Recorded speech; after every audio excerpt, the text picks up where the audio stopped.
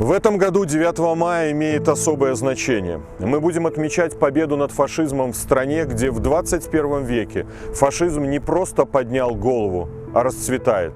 В стране, оккупированной настоящей хунтой во главе с диктатором, который открыто восторгается Гитлером. В стране, которая с каждым днем все больше напоминает большой концентрационный лагерь, а не европейское государство.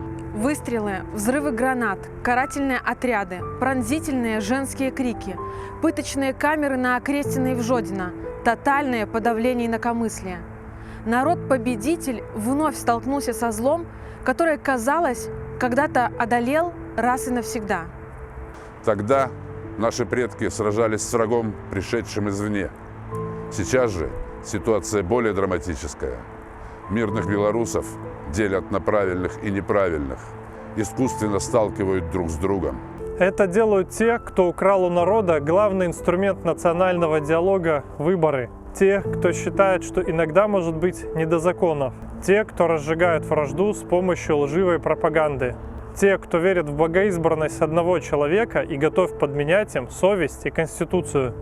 Сегодня на наших глазах пытаются убить наше будущее. Будущее наших детей. Будущее Беларуси. Репрессии, каких Европа не видела более полувека, затронули сотни тысяч, если не миллионы белорусских семей. Прямо или косвенно с государственным террором диктатуры столкнулись мы сами, наши родственники, друзья и знакомые. Почти вся страна. Спустя 9 месяцев после выборов каждый понял и увидел, по каким лекалам воссоздавался режим в Беларуси. Человек, который больше всех разглагольствует о Великой Победе, воссоздал систему, которой Великая Победа когда-то положила конец. Победа в той войне – победа наших предков. Но у каждого поколения свой вызов, своя борьба. И так случилось, что сегодня нам противостоит то же зло, что нашим дедушкам и бабушкам 80 лет назад. Но современные белорусы тоже одержат свою великую победу над злом и знают наверняка, никто не будет сражаться за нее вместо нас. Ни Евросоюз, ни США, ни Россия. И если мы не хотим и дальше жить в рейхкомиссариате имени Лукашенко, мы должны сделать все, чтобы у нас появился еще один День Победы. При этом победа 1945 года – общее наследие всего белорусского народа. Никто не может присвоить ее себе. И очень грустно видеть, как в наши дни отдается дань памяти этому событию.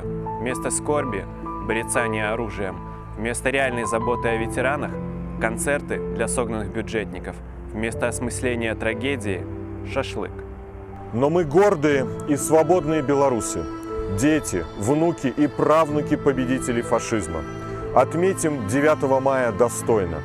Мы выйдем в этот день на улицы своих городов, за право называть которые своими сражались наши предки. Мы воздадим почести борцам с фашизмом, как прошлых лет, так и современным. Мы сами почувствуем себя победителями. 9 мая мы встретимся на легальных государственных мероприятиях. Мы умеем узнавать друг друга по взглядам и улыбке, а нашим флагом станет голос, который мы поднимем, когда почувствуем нужный момент. Этот День Победы должен стать и станет нашим днем.